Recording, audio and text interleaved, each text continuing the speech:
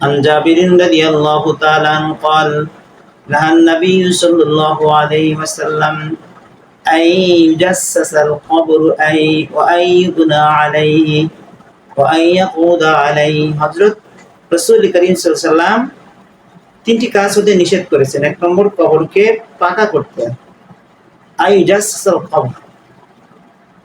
দুই নম্বর, আইবনা আলাইহি, এবং কবরের উপরে বিল্ডিং তৈরি করতে। তিন নম্বর, আইয়াকুদ আলাইহি, কবরের উপরে বসতে হযরত রাসূল করিম সাল্লাল্লাহু আলাইহি ওয়াসাল্লাম নিষেধ করেছেন। এই মর্মে হযরত আলী রাদিয়াল্লাহু তাআলা থেকেও একটা হাদিস বর্ণিত আছে। আবুল হায়াত আল আসাদি বলেন, قال لي علي إلا بعثك على ما بعثني الله به على ما بعثني عليه رسول الله صلى الله عليه وسلم ألا تدع تمثالا إلا طمسته ولا قبرا مشرفا إلا سويته।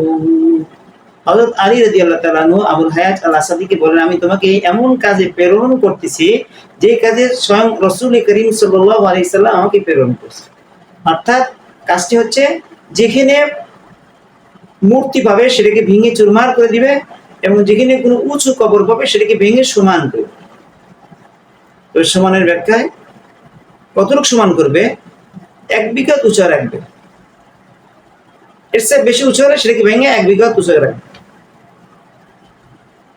এবং ফতোয়ার কিতাবের মধ্যেও আছে, ইমাম সিরাজউদ্দিন ফতোয়া সিরাজি 24 নম্বর সাফা, ইমাম কাজী খা ফতোয়া কাজী খার 92 নম্বর সাফায়, এবং আল্লামা হাফেজ ইবনে হুমাম রাহমাতুল্লাহ আলাইহি ফতুল কদিরের 4th নম্বর খণ্ড 272 নম্বর সাফা, এবং ফতোয়া আলমগীরি প্রথম খণ্ড 176 নম্বর সাফার মধ্যে হযরত রাসূল করিম সাল্লাল্লাহু আলাইহি ওয়াসাল্লাম থেকে হাদিস বর্ণনা করেছেন যে কবরকে পাকা করা যাবে না, কবরের বিল্ডিং করাও যাবে। এবং আল্লামা ইবনে আদি রাহমাতুল্লাহ আলাইহি ফতোয়া শামির 1 নম্বর খণ্ড 101 নম্বর সাফার মধ্যে এই কথাটা বলেছেন, আম্মাল বিনাউ ফালাম আরা মান ইখতারা জাওয়াজ। তিনি বলেন যে আমি কোন এক ব্যক্তিকে দেখলাম না যে কবরের উপরে বিল্ডিং তৈরি করতে কেউ পছন্দ করছে। তাহলে এই সকল হাদিস এবং ফতোয়ার কিতাবের দ্বারা বোঝা যাচ্ছে কবরকে পাকা করাও যাবে না, কবরের উপর বিল্ডিং তৈরি করাও যাবে না, কবরের উপরে বসা যাবে। এরপরেও যারা কবরকে পাকা করার পক্ষে আছে, কবরের উপরে বিল্ডিং তৈরি করেছে, এই বিল্ডিং কে রাখার পক্ষে আছে, তারা স্বয়ং তাদের এই অবস্থাতে বোঝা যায় হযরত রাসূল করিম সাল্লাল্লাহু আলাইহি সাল্লাম যদিও নিষেধ করেন আমরা সে কথা মানব না। নাউজুবিল্লাহ। পরে রাসূল করিম সাল্লাল্লাহু আলাইহি সাল্লাম যে কাজ করতে নিষেধ করে সেটা যদি কেউ করে তাহলে কি তার ঈমান থাকবে? বলেন, সে কি নবীর আশিক হতে পারে? সে নবীর শত্রু। অথচ তারা যেই মাজার পূজারী, যারা মাজারের পক্ষে যারা, তারা নবীর আশিক দাবি করে।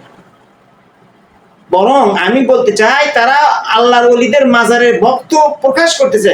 আমি বলতে আল্লাহর ওলিদের সাথে তারা বেয়াদবি করতেছে। আল্লাহর ওলি তো হয়েছে তখনই যখন নবী করিম সাল্লাল্লাহু আলাইহি ওয়াসাল্লামের তরিকা অনুযায়ী চলছে।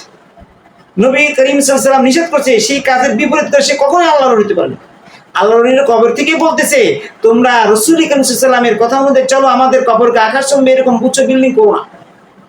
কিন্তু এই বোকারা, এই অন্ধ, যাদের চোখ নেই, রুহানি চোখ নেই, তারা বুঝতেছে। তো রাসূল করিম সাল্লাল্লাহু আলাইহি সাল্লামের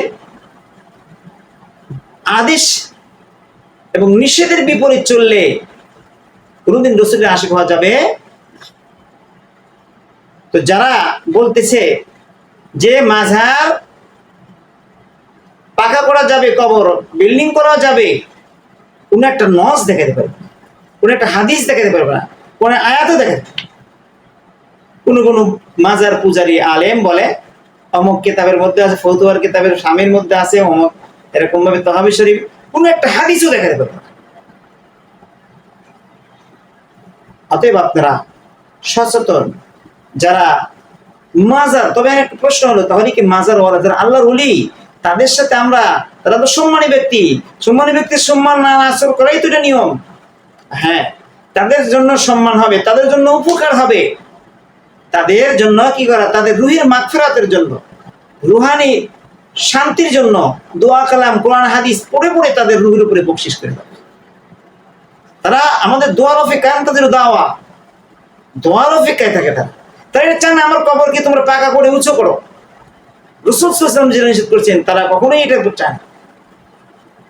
এই জন্য বরং এতে লাভ কাদের? পেট পূজারি কিছু হুজুর আছে, কিছু লোক আছে, ওখানে থেকে থেকে এই টাকা কামাই করতেছে আর ধান্দাবাজি করতেছে। এমনকি সে কবরে গিয়ে নারী পুরুষ মিলে একসাথে কি করে, নাচ গান করে, এরকম ভাবে একে অপরকে জড়াইয়ে ধরে। নাউজুবিল্লাহ মিন যালিক।